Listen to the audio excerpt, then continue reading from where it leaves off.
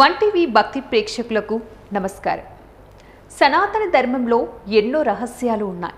వాటిలో అత్యంత ఆసక్తికరమైనది శంబాల నగరం. ఈ నగరం నిజంగానే ఉందా, లేక అది ఒక ఆధ్యాత్మిక భావన మాత్రమేనా? కలియుగాంతంలో శ్రీ మహావిష్ణువు కల్కి అవతారంగా అవతరించబోయే స్థలమే శంబాల అని ఎందుకు చెబుతారు? ఈ నగరంలో ఎవరు నివసిస్తారు? పురాణాలు, బౌద్ధ సాంప్రదాయాలు దీనిని ఎలా వర్ణించాయి? శంబాల అనే పదానికి సంస్కృతంలో శాంతి, మంగళం, ఆనందం నిండిన ప్రదేశం అనే అర్థం ఉంది. హిందూ పురాణాలు మరియు టిబెటన్ బౌద్ధ సాంప్రదాయంలో శంబాల ఒక పవిత్రమైన, దివ్యమైన రాజ్యంగా వర్ణించబడింది. ఆ వివరాలు ఏంటో ఇప్పుడు మనం తెలుసుకుందాం. శంబాల అనున్నది హిందూ పురాణాలలో పేర్కొనబడిన ఒక ఆధ్యాత్మిక నగరం. బౌద్ధ పురాణాలలో కూడా దీని గురించి ప్రస్తావన ఉన్నది. కొన్ని పరిశోధనలు, కొన్ని భారతీయ గ్రంథాలు, బౌద్ధ గ్రంథాలలో రాసిన దాన్ని బట్టి చూస్తే బాహ్య ప్రపంచానికి తెలియని లోకం ఒకటి హిమాలయాలలో ఉంది. దాని పేరే శంబాల.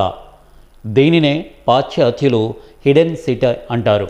ఎందుకంటే వందలు వేల మైళ్ళ విస్తీర్ణంలో ఉన్న హిమాలయాలలో ఎక్కడో మనుషులు చేరుకోలేని చోట ఆ నగరం ఉంది అని ప్రతీతి. అది అందరికీ కనిపించదు.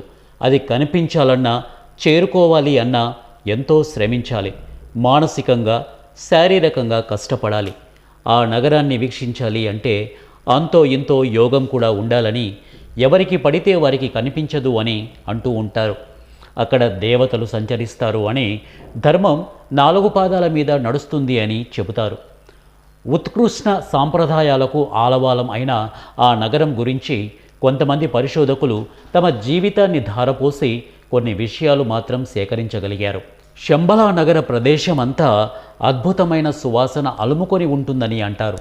పచ్చని ప్రకృతి నడుమ ఉండే శంబాలను వీక్షించడం ఎంతో మధురానుభూతి కలిగిస్తుంది అని చెబుతారు. బౌద్ధ గ్రంథాలను బట్టి శంబాల చాలా ఆహ్లాదకరమైన చోటు. ఇక్కడ నివసించేవారు నిరంతరం సుఖ సంతోషాలతో, ఆయురారోగ్యాలతో ఉంటారు. పాశ్చాత్యులు ఆ ప్రదేశాన్ని ద ఫర్మిడెన్ ల్యాండ్ అని, the land off white waters అని అంటారు.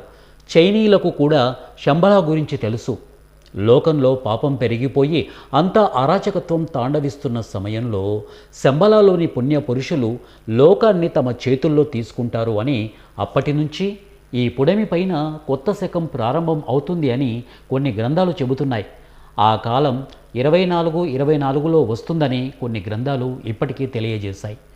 ఈ నగరంలో నివసించేవారు ఎలాంటి రుగ్మతలు లేకుండా జీవిస్తారు అని, వారి ఆయువు మామూలు ప్రజల కంటే రెట్టింపు ఉంటుంది అని, వారు మహిమాన్వితులు అని పురాణాలలో చెప్పబడింది.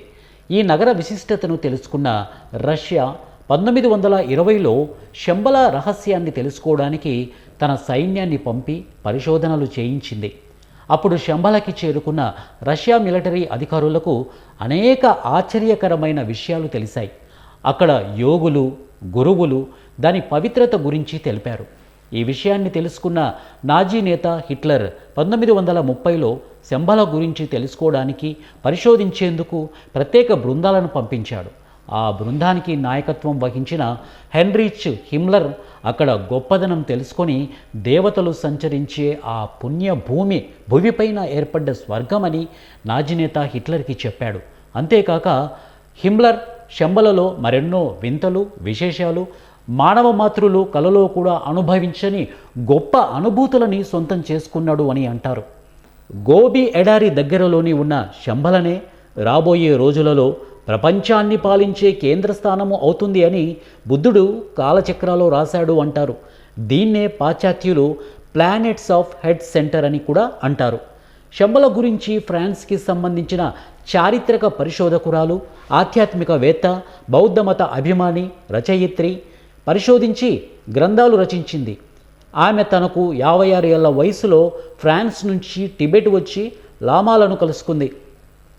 వారి ద్వారా శంబాల గురించి తెలుసుకొని అక్కడికి వెళ్ళి మహిమాన్వితుల ఆశీస్సులు తీసుకోవడం వల్లనే ఆమె ఏకంగా 101 సంవత్సరాలు బ్రతికింది అని అంటారు. ఆమె 1868 అక్టోబర్ 24లో జన్మించి 1969 సెప్టెంబర్ 8లో మరణించింది. అంతేకాకుండా పాశ్చాత్య దేశాల నుంచి వచ్చిన టిబెట్లో కాలుమోపిన తొలి యూరోపియన్ వనిత ఆమె.